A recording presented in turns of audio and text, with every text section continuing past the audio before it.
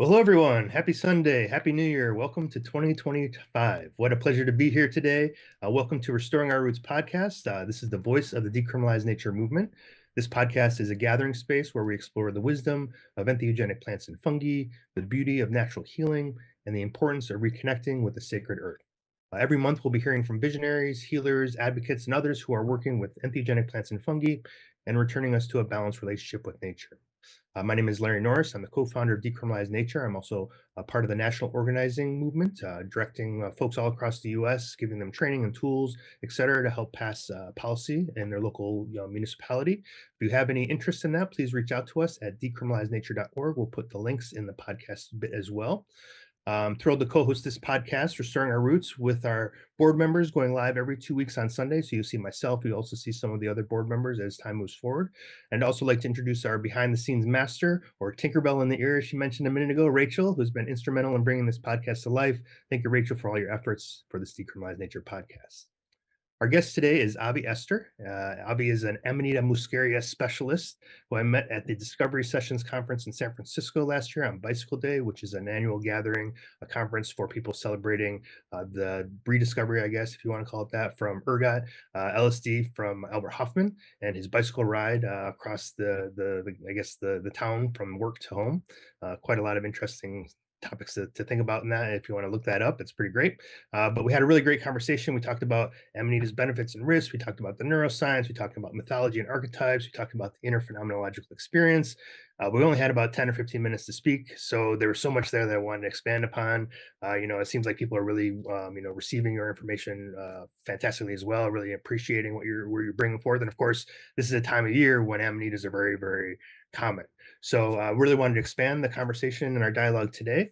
And just for everyone else there that's watching this live, any questions or comments that come in live will be answered at the end. So go ahead and put some comments in the comment box and Rachel will bring that over. How are you doing today, Abby? I'm doing great. I mean, I love this time of year, and um, Amanita muscaria has really shifted my mindset and the way that I interact with the midpoint of winter. And Hmm. so now instead of it being like the saddest, like depressing, I want to crawl into a hole and not see anyone till spring kind of thing, it's more like, oh my gosh, I get to be in my cave. It's so toasty and warm. I make my favorite soups and like hang out with all my mycelial and friends and both people and herbs and plants and cats and animals. And the more I love this point in the year, the more nature seems to respond to me in like the most magical Disney princess kind of ways. So I'm actually really loving it. So that's how I am. Yeah, I agree 100%. This is such a great time to really dive into creativity. It's a lot of people talk about this being an incubation period, but for me, it's like the creative stuff is going. It's like you have an opportunity to say, oh, I don't have to feel guilty about sitting in front of this canvas or doing this thing that's, crafty Mm. or whatever else. You can really sort of fully be present with that. So I agree with you 100% in terms of the winter qualities that can come forward. But before we start off, maybe we could just go over a little bit of a background for you. Tell us a little bit about who you are, how you came across entheogens or amanita specifically, where you're living at now, and kind of all the whole kind of process of you, and then we'll sort of dive into some questions. Summarize myself. Yeah, Okay. exactly. Well, I feel like I was kind of born an entheogen. And that if anything, entheogens came to me to help me understand myself and the effect that I have on people. I sort of became very aware of them at a very young age, even before I actually had the cognitive understanding of what it was that was in front of me. But I had this intuitive wisdom that would just come out and make the adults around me kind of go, "Poof," or like anchor them when they were on bad trips. Not that I had any understanding of what was actually going on, but I've always had a sort of psychedelic nature to me. And if anything, the entheogen experiences I found easier than the sort of spirits arriving and being like, you need to tell my living, ancestor or husband or whomever this message. They left the thing they're looking for under the microwave. And it's like, I'm like 5. Why are you asking me to like, so for me around the age of 13, I vividly remember being in like a circle of friends and somebody being like, "Hey, have you ever smoked pot?" And I was like, "Oh, yeah, of course I have." Mhm. But I hadn't. So whatever, I pretended and I like watched how they were all taking tokes off the bowl and being like, okay. And then like somebody leans over and is like, there's a hole on the side. It's called a carburetor. Put your thumb over it and then release. And that's, and like they're, because they could tell, you know. Anyway, and so I smoke, and as this bowl is going around, this circle of children, gosh, that sounds horrible coming out of my mouth when we're talking about smoking pot, but whatever. We were all like 13, 14, 15 years old, sitting in a circle in the cul-de-sac of this neighborhood in Virginia. And as I'm watching it go around, it sort of gets to like the midpoint of where the circle is, maybe 20 kids of us sitting around. And I start fully hallucinating, like the ground goes wavy, Smurfs start popping out of bubbles coming out of the ground, like people's faces are all wearing neon masks of different Mario characters. And it's like, and I'm like, how is everybody seeing this kind of stuff and like so composed? And I was the only person who was tripping. Everybody else was just sort of normal stoned. And I was in a full hallucination that I found a bit overwhelming. I had no preparation for that, except that I sort of naturally hallucinate anyway. So I just kind of like took it in stride and made my way home.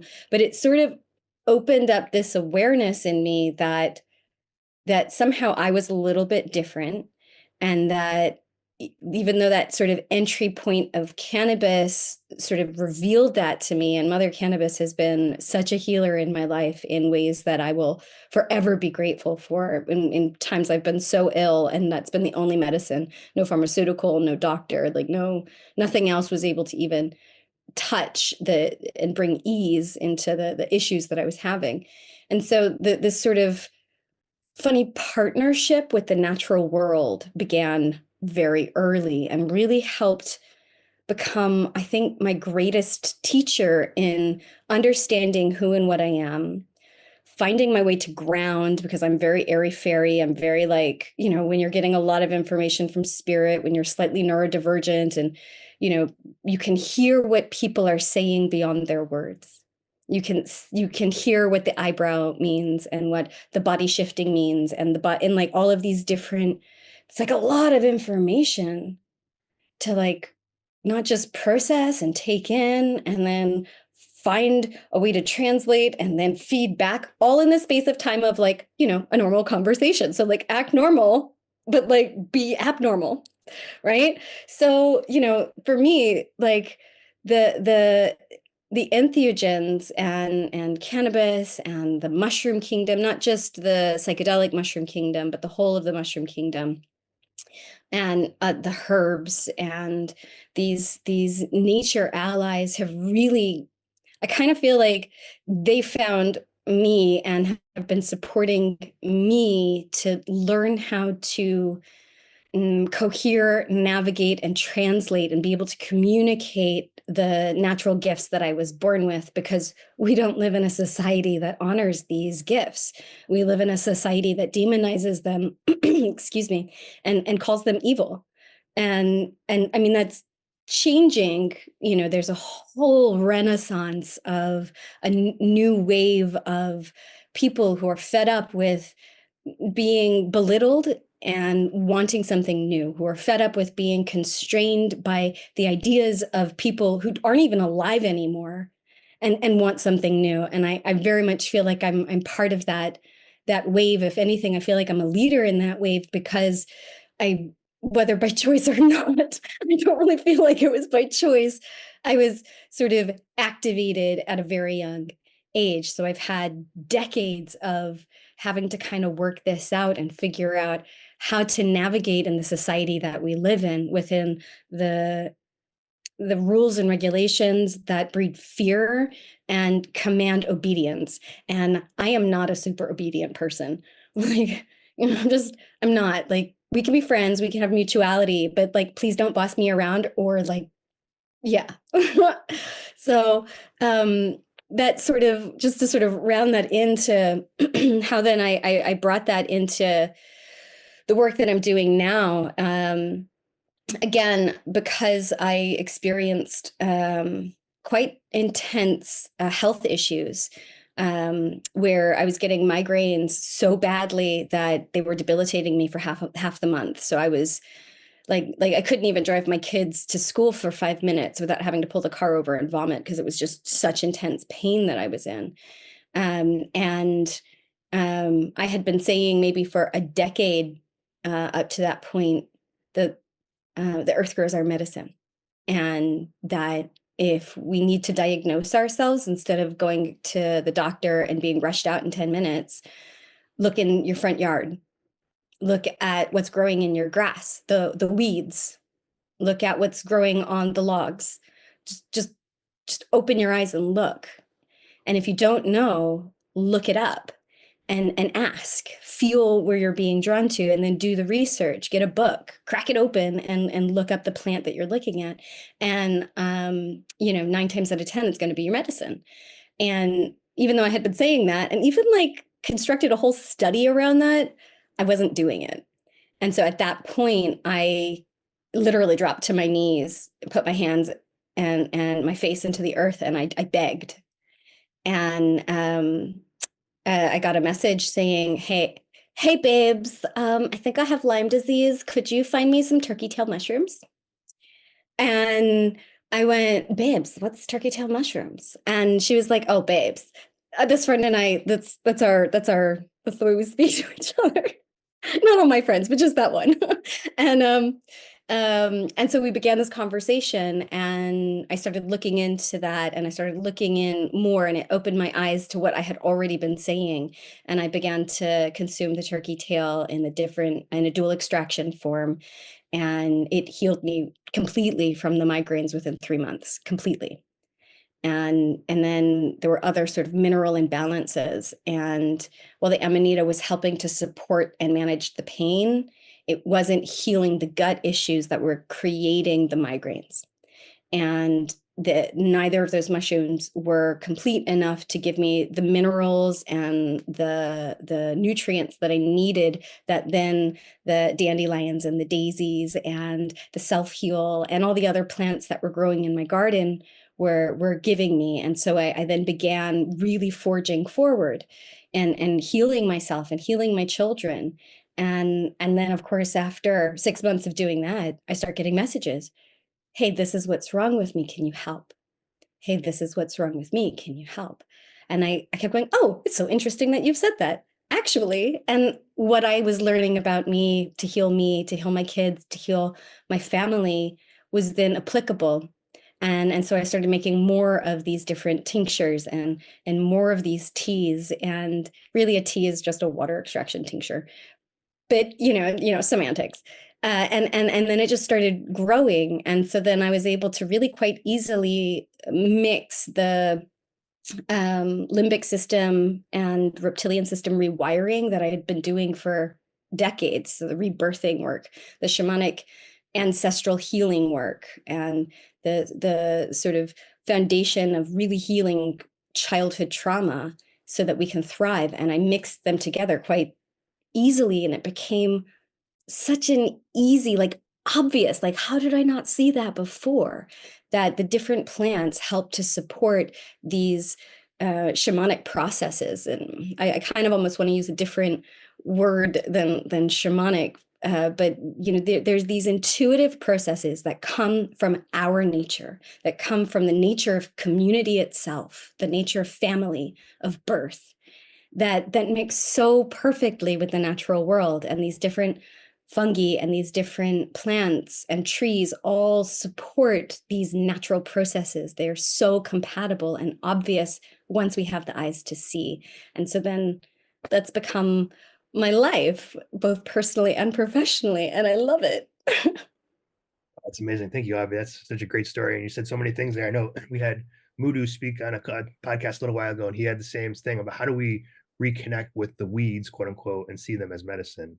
And they're growing all around us, and people have what we call plant blindness. But even here, I tell people all the time, look inside, what's your environment, see maybe there's plants right next to that grow out of your yard that you don't even know that can help you with something. So what a journey that must have been to kind of really reconnect with what's around you and not be focused on like, oh, nature's out there.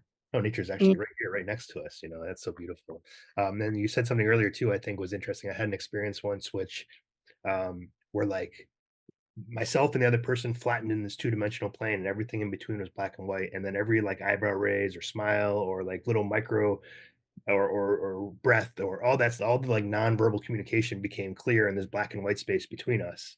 And it was like, Mm. wow, this is what's happening. And probably, I'm guessing a lot of people can pick up on that, and so here you are speaking to these subtle things that we see that we don't really pay much attention to normally, but can tell us so much more about the story than what's actually coming out of somebody's mouth. And so really, I think that's probably also important in sort of tapping into that being intuitive, trusting your intuitive sense to be able to then go into listening to the plants or listening to the mushrooms or listening to the other things that you're going to work with in terms of finding a pharmacopoeia that works for you medicinally and psychologically and spiritually, etc.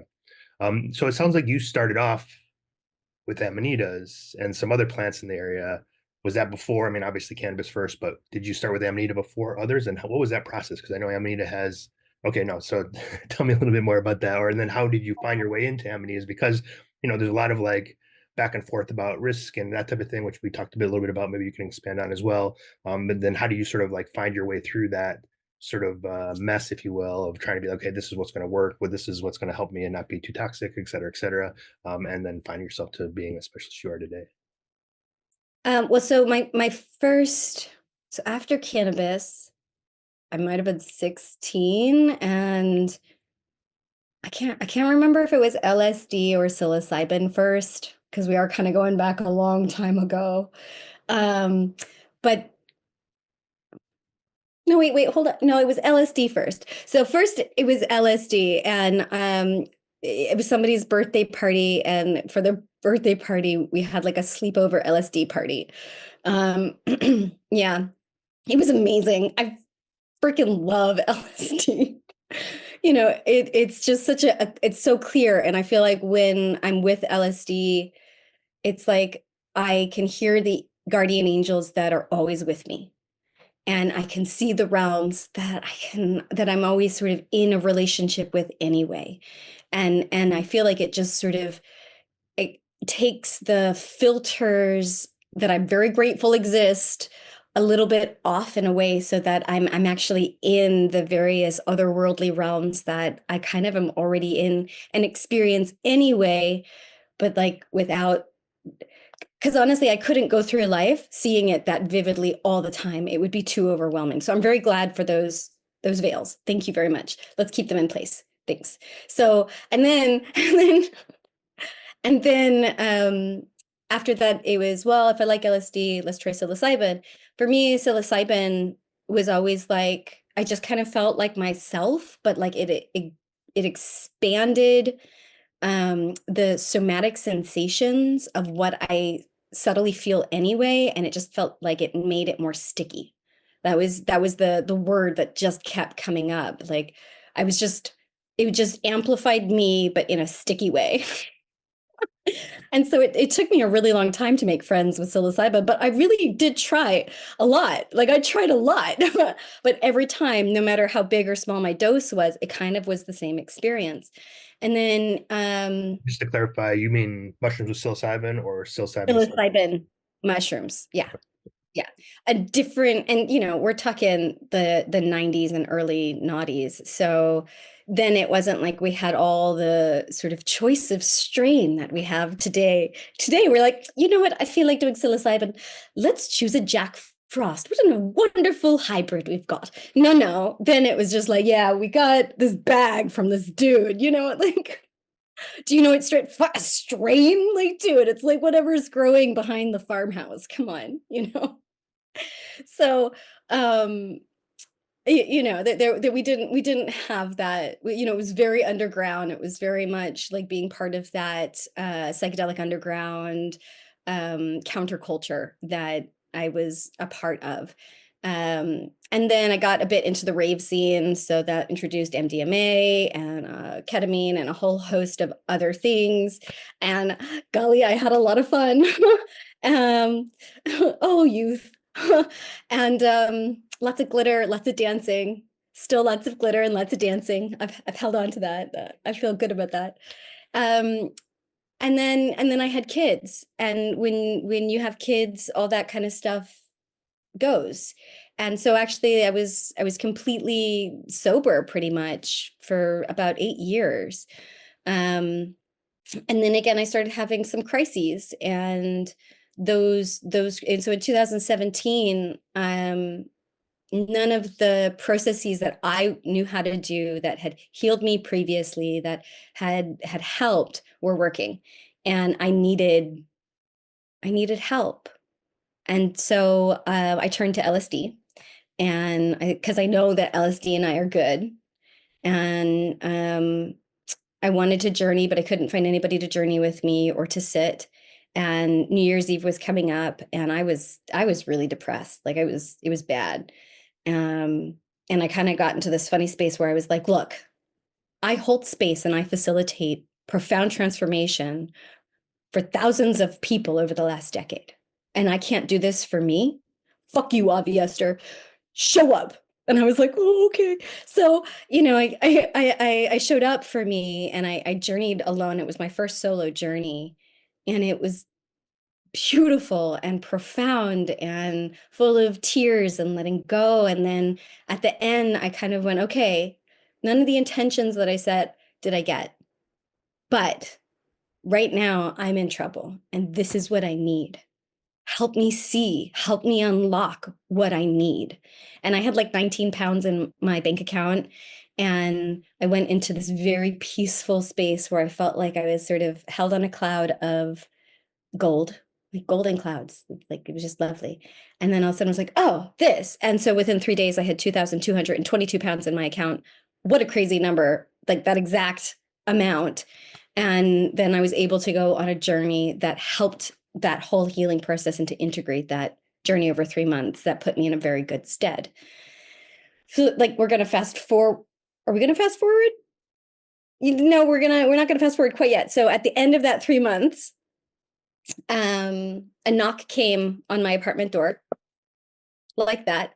And they had witnessed me do a process with somebody on the beach the day before. And they were like, hey, we want to do a psilocybin full moon journey tomorrow. And we don't have anybody to facilitate. Will you facilitate? And I asked them a bunch of questions, and they answered very good things. I liked all their answers, and I was like, okay, I'll do it.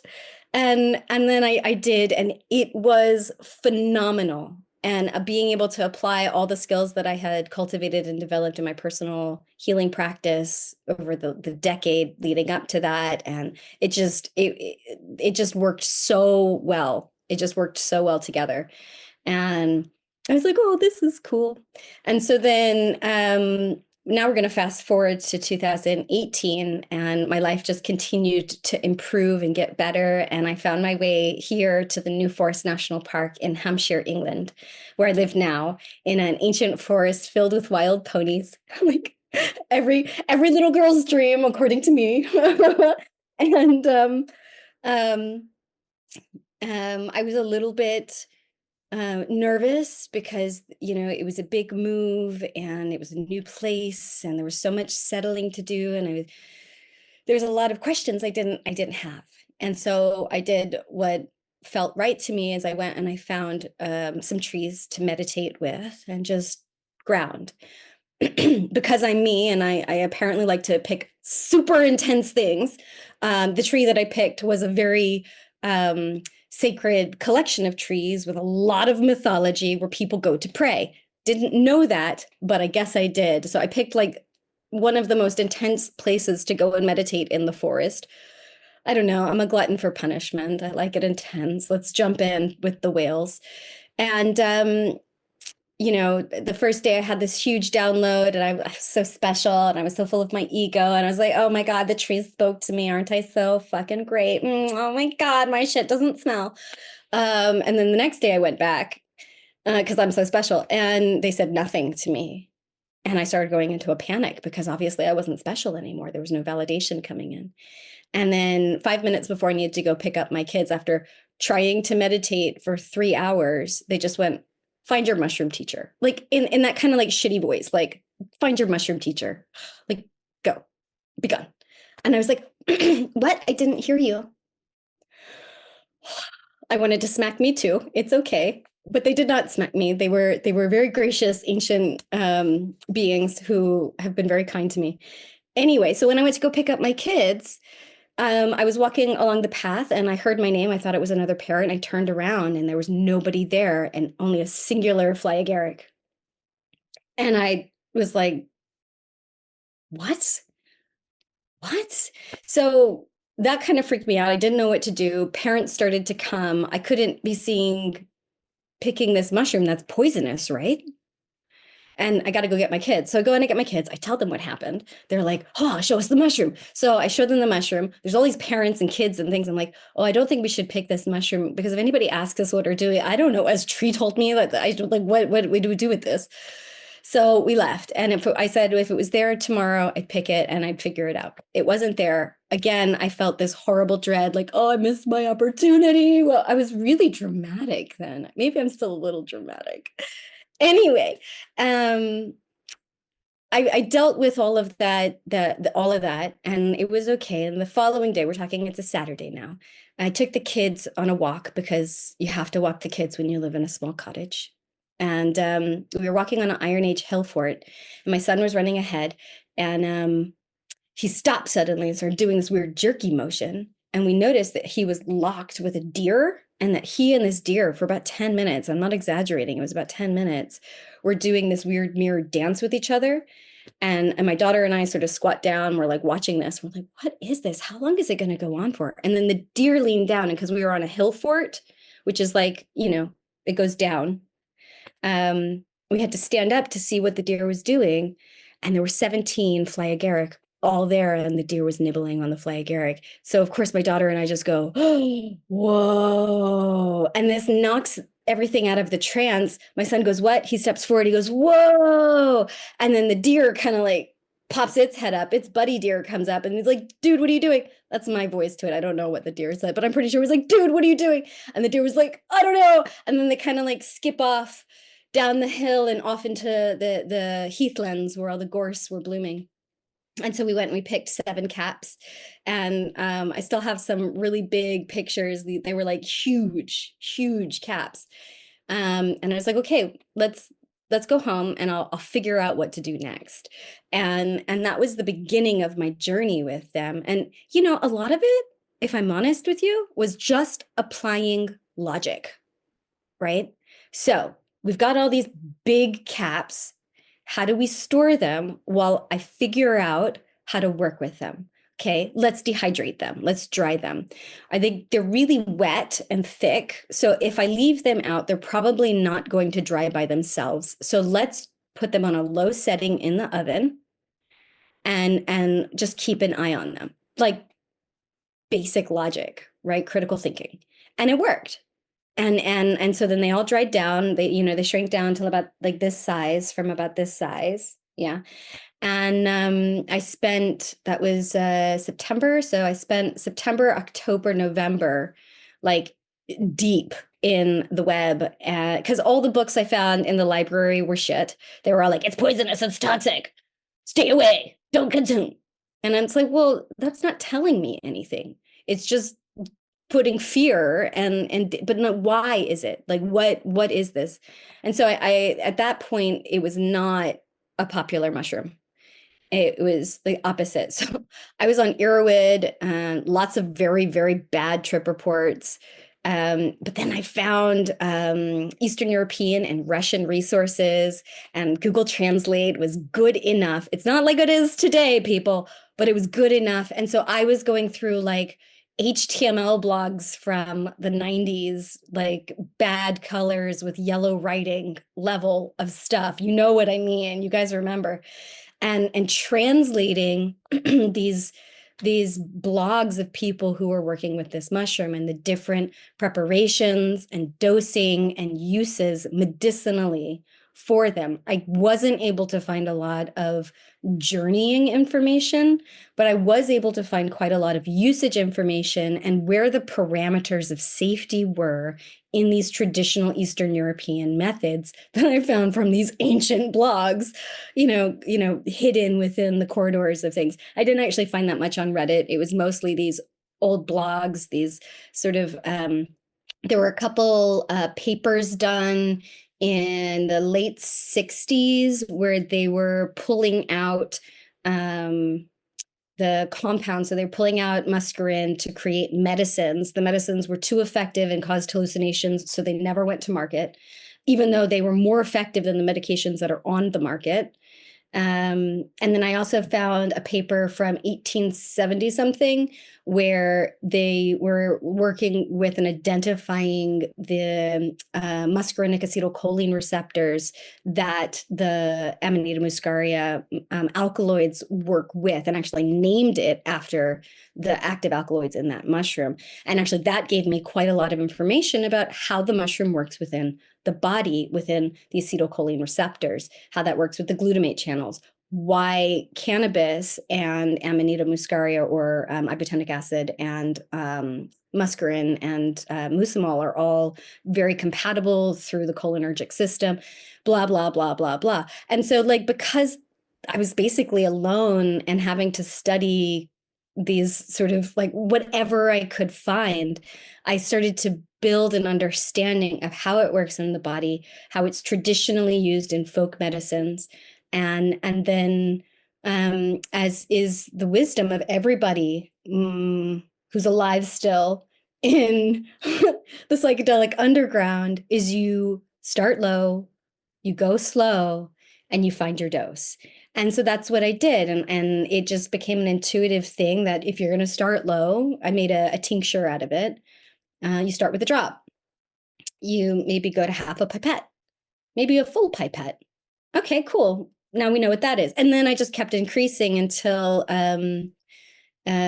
solstice of that year, where I was like, okay, I'm going to do a 5 milliliter journey and see what happens.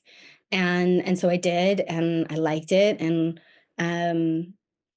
it was a very special first lowish dose journey that acted more like a mid journey.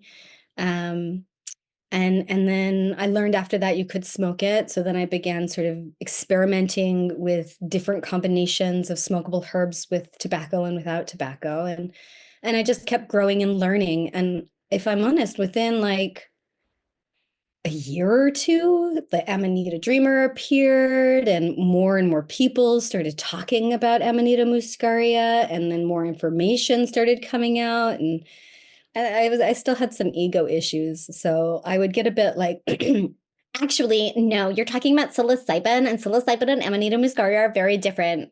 And like, I just didn't like my attitude. But again, there was this whole way that they were working with me to help me see that I don't need to be validated in that way, that I am good enough as I am.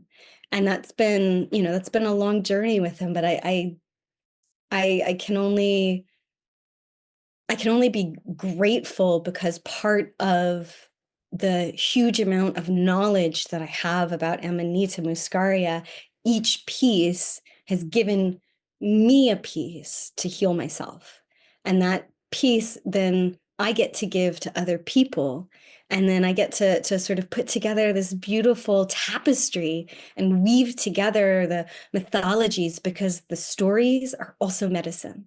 Having our ancestors be able to speak to us through time space, that's medicine. And be able to weave that in with the plants and weave that in with Amanita, and like find archaeological reliefs on temple walls in Mexico that show psilocybin and Amanita being used together for spring equinox ceremony. Oh my God, tell me more. What's the story? And then how can we revive that medicine? What is the story, the intention, the energy, the healing that comes when we listen to what's been forgotten, when we can piece together those subtle nonverbal things that are left for us to find. And so then this has been my joy and my journey for me personally, and also creatively, and then also within the community that I serve. I had a whole list of questions I was going to ask, and now I'm totally going to throw those out the window because you have so much wonderful things to say here. I just want to kind of play off of all this because there's a lot there. It's beautiful. Yeah, I'd love to hear your story about coming on to Amanita, about, I mean, seeing the deer and seeing, how much the deer also loves these mushrooms. And I think there's something there too that's really fascinating. You hear this cross culturally and also makes us sort of reconsider our understanding of consciousness of the animal kingdom when these animals are pursuing these substances as well. They're also looking for this. You hear this a lot about, sort of the ancient northern Siberia and northern Scandinavia and Nordic areas where the reindeer are always eating the mushrooms. And that was, one of the ways that they figured out how to, you probably know the story, obviously, right? Metabolize it through the reindeer urine and all that kind of thing, which is, again, trial and error. Who was the first person who's like, let me give this a try, right? But you just got to give it a go, right? So, but yeah, what is the relationship, what are your thoughts around the relationship? How do we listen to the animal kingdom to learn more about medicinal plants and these mushrooms? It sounds like that's kind of exactly what you did there. What was that like for you? That sort of connecting to the animal world and having that different conversation, not just the tree world and the plant world, but now the animal kingdom as well. Well, I mean, there was no part of me that was like, oh, if the deer are eating it, that means it's safe for me to eat. The deer eat everything, um, everything, even things they shouldn't eat. Well, when I say shouldn't, I mean my garden. I mean, I'm grumpy that they ate my blueberries this year. Anyway, so so and like the deer eat them, bears eat them, squirrels eat them, the slugs eat them, and I Foxes, the right? slugs and I what? Foxes as well, I think, are really into them, right? Like the horses will have a nibble, but they don't eat as much as the deer. So it's not. I'm pretty sure the foxes will also have a nibble. I haven't gotten to get up close and personal with any badgers, even though I'd really like to. Um, so I don't know, but I imagine that if the foxes have a nibble, the opportunistic badgers will also have a nibble. And what I've noticed is that both I'm going to call them the voracious deer because the deer, they eat everything. Between the deer and the slugs, sometimes on the low fruiting seasons, I'm like, you guys, can you leave me some? So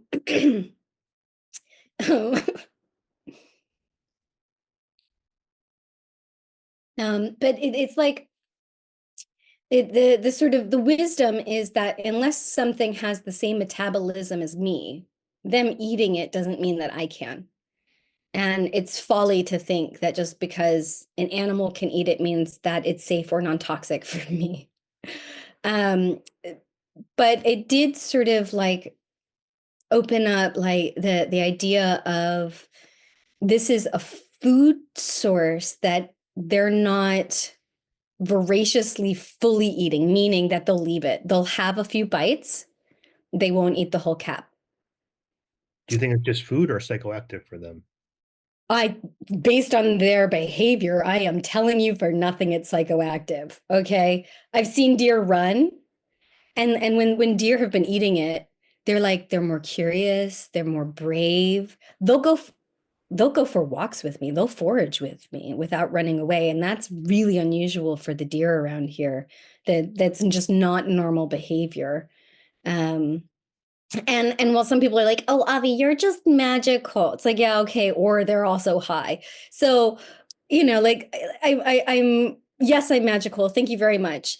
And maybe like we're not just gonna get whisked away with the fairies and see if we can apply our whole selves, our minds, our emotions, our intuition, and some critical thinking. I'm a big fan of critical thinking. I feel like the more people who have critical thinking, the better the world will be. So it's like this sort of confluence of understanding, and then it's like that the animals also bring medicine. So it's like, what is the medicine of the deer? What is deer medicine? And I don't mean that in an entheogenic sense, because I know that there's many traditions that identify the deer as the animal archetype for that medicine. But I mean, take that away just for a moment. What is deer medicine? What did the deer teach us? Right? And then when we're looking at the distinction between, say, red deer, fallow deer, munkjack deer, reindeer, we're talking about very different deer. They have different behaviors, they have different mating, they have different living situations. They have different, like the red deer is male led, the reindeer is female led. So even though, yeah, okay, they're all deer, it's very different medicines. And if we follow the ancient medicines and the cult of the reindeer, that goes back to a matriarchal society that was nomadic in nature, that believed that the deer mother was this great divine cosmic mother that held the sun and the moon and the stars in her antlers, and she led her people along the pathways of winter to food and warmth and survival. And some of those ways were brutal, because if you were injured, you fell behind. That was you being swallowed by the deity of winter. And that happened. That was a part of life. But come spring, new birth will come. And so you have these different medicines that come with the different animals. What is squirrel medicine? Like, what is cheekies, skirteries, save it away? What is that kind of medicine? What is mouse medicine? So like the different animals speak to us differently. And I see that as complementary to any plant or mushroom medicine that exists. In a similar way that Amanita muscaria is mycorrhizal and grows in relationship with trees, only grows in relationship with trees. Although I have to say this year, I didn't know it, but they grow with gorse. Gorse isn't a tree, it's like a big bush, but they grow with gorse. And I also found them with bramble, and bramble's also a bush. So, like, I mean,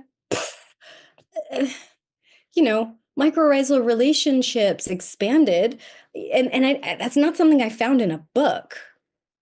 Like, that's me walking my land, talking to the spirits of the land, the ancestors of the land, asking them to lead my feet to what I wanted to forage, and them leading me to like pathways filled with golden liberty caps. Like, I've never seen the libbies, one, that golden in color, two, like seriously, it was like the golden brick road. It was like the golden libby road. Like, all the pathways were filled with golden libbies.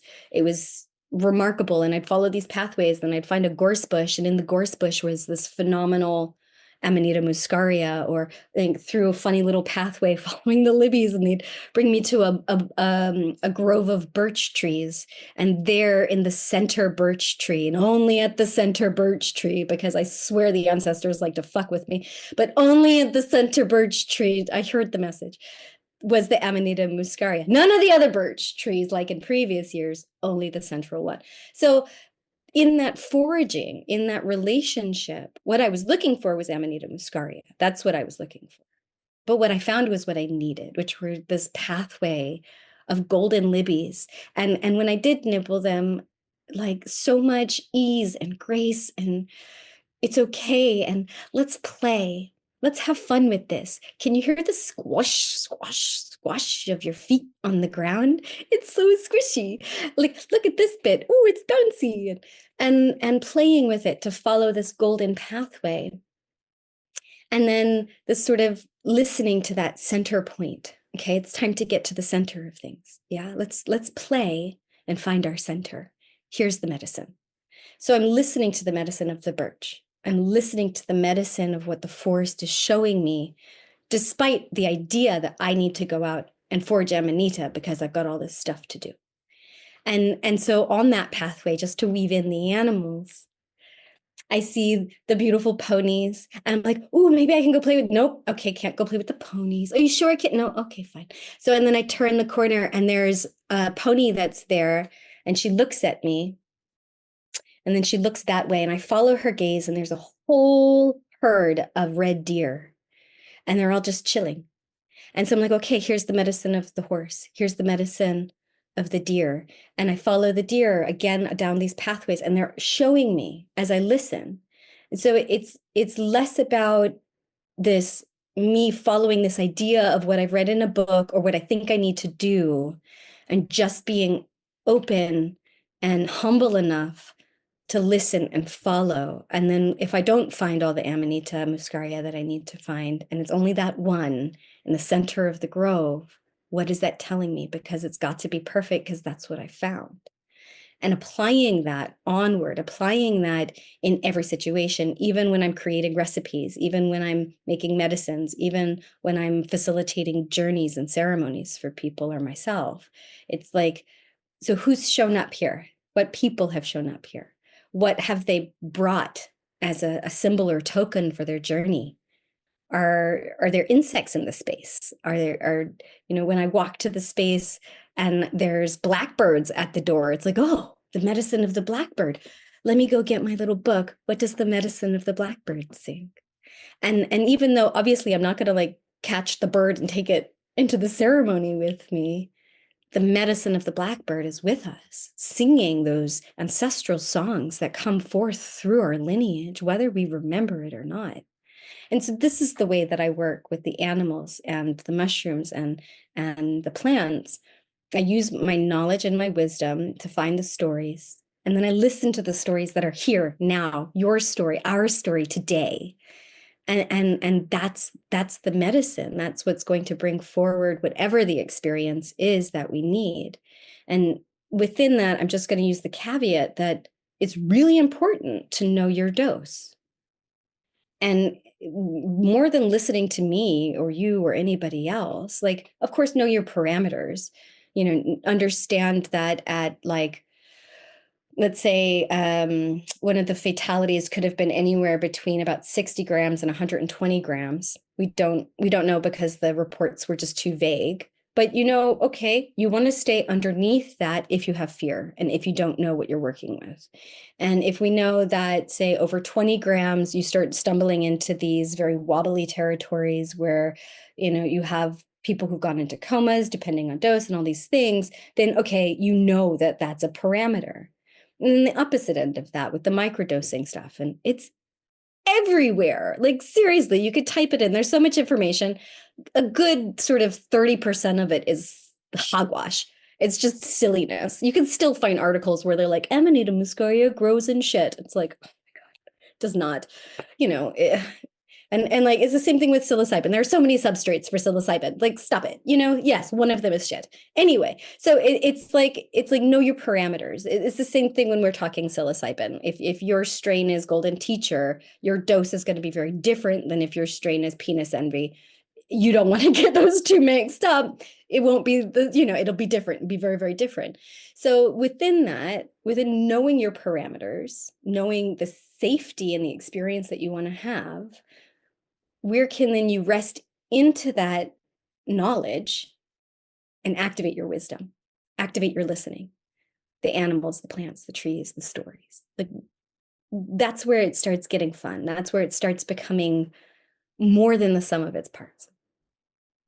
Yeah, it's great. And it seems like so you have the plants, you have the fungus, you have the animals, you also have the place, which is something that I think, is also another archetype that speaks to us now.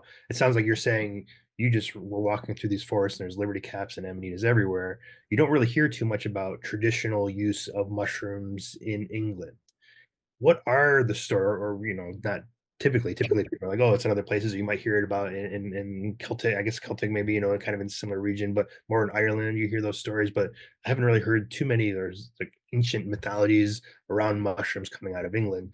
And of course, nowadays, England has one of the strongest or more difficult policy regarding these types of things. Maybe not amanitas, but other mushrooms and other things are very, very illegal. Cannabis as well. I think they're trying to push it back on the Schedule A again or whatever, something like that. Or someone told me there from back in the day, about a year ago. So what's the place? What's sort of the history of the place? And we do only have about 14, 15 minutes. We want to maybe do some questions too. But like, can you speak a little bit about the place, maybe some of the history, mythology of the place that maybe some people aren't aware of? And then how do you bring that forward to people, maybe politicians or other people, policymakers in the area, to say, hey, this is part of your ancestry. How can we be criminalizing something that's part of your ancestry? So what are your thoughts around that in terms of the history of the place or the speaking of the place? Well, so I'm going to jump from the word mythology to folklore.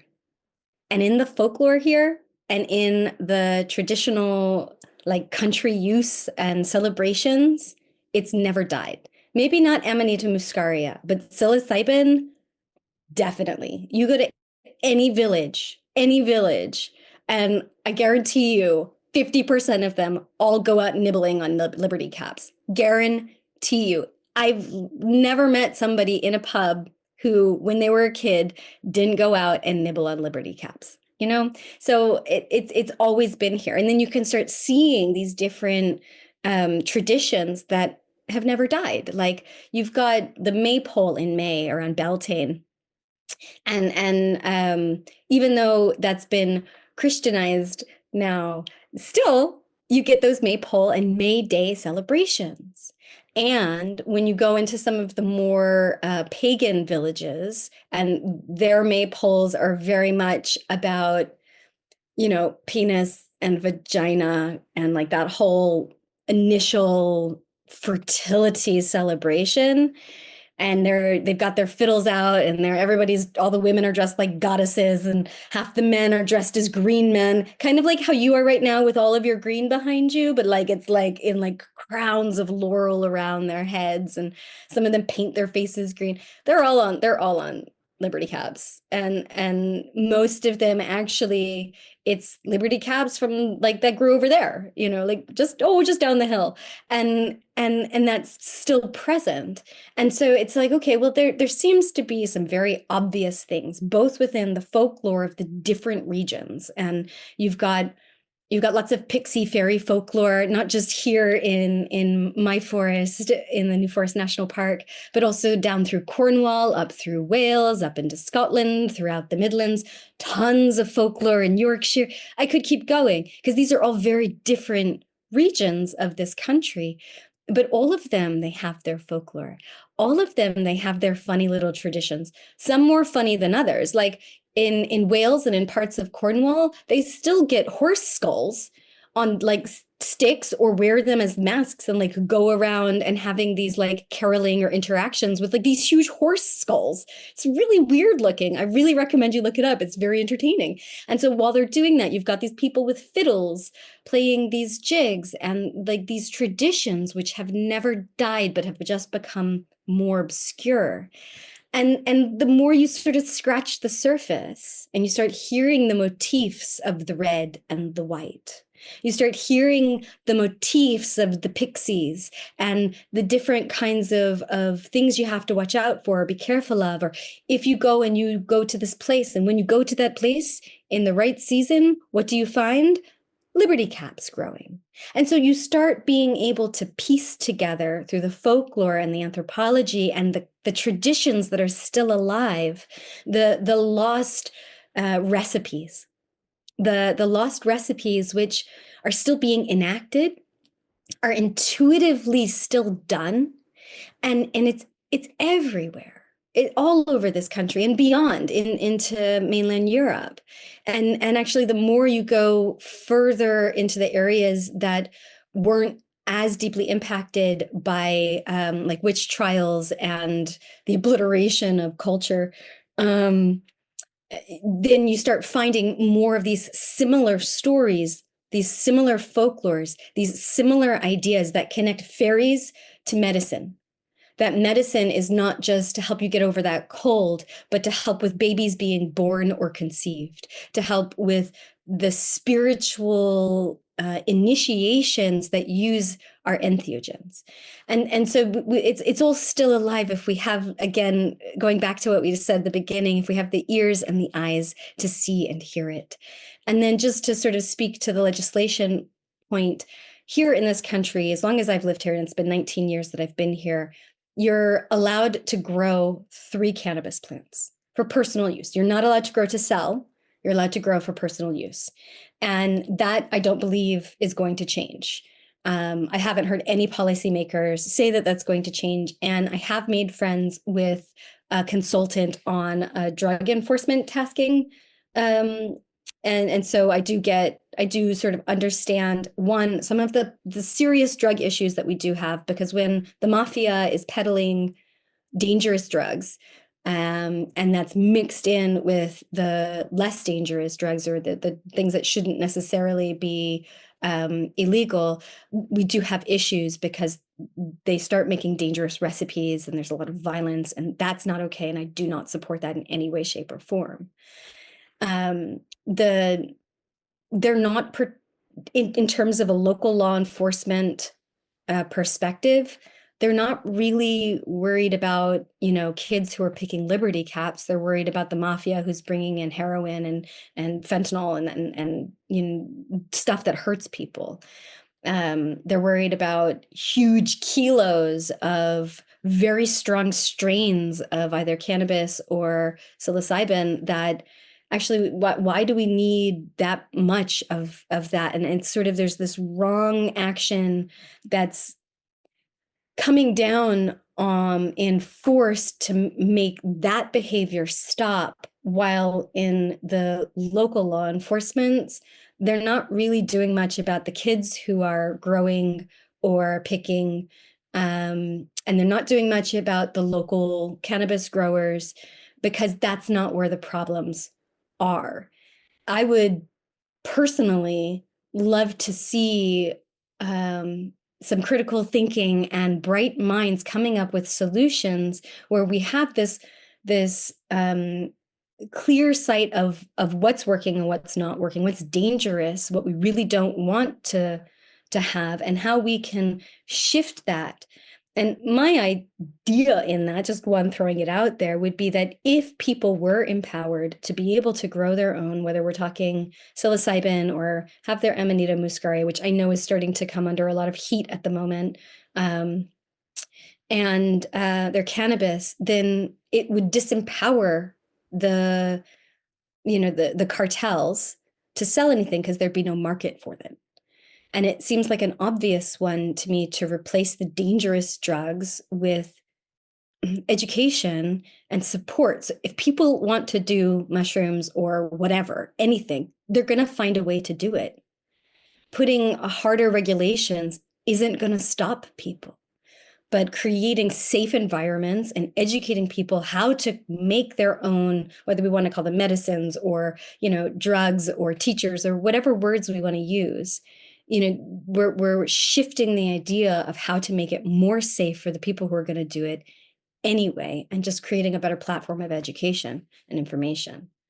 So I hope that was summarized and quick enough. Yeah, definitely. Thank you. Thank you. Yeah. And I think, that's a big part that we talk about with Decriminalize Nature, how important it is to grow your own. And you're speaking to not just, we talk about a lot for the corporate interests of the pharmaceutical companies, which are looking to swallow this up, but you're also speaking to cartels or other sort of dangerous elements that could be coming into play that could make it a little bit more difficult for people to, actually be present and engaged. So thank you very much for sharing all this. Looks like Rachel has one question. Then after that, we can pop into some conversations of how people can find you and ask you more, because I'd love to have you on again. But in the meantime, I'm sure you've piqued a lot of interest, and we'll be getting a lot of questions coming your way in terms of better ways to look at Amanita or even some of the folklore around there, etc. So Rachel, go ahead. Oh my goodness. Avi, what a beautiful interview. I had like full body tingles your whole time talking your whole story, because to like I had like my own little homecoming journey too. I was born in the prairies of Winnipeg, Manitoba. And so what you were talking about, like the Manitou, the spirit of all life, like she spoke to you, right? And she asked you to have a mission to do this thing, and like you came through. So I just was like, thank you for doing you, Abby, because like it's just you need like you're like I see you, I see you, like all of you, all your layers of who you are. So I just have one question from the audience. We actually had about quite a few people listening in, but just one about like just sacredness of timing with amanitas. Do you have a personal time of the year that you typically like revisit amanitas specifically?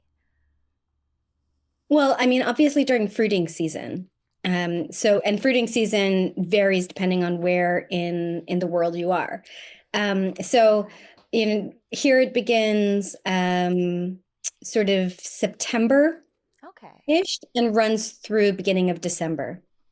Sometimes a little earlier, sometimes no, never a little later. I've never seen it a little later.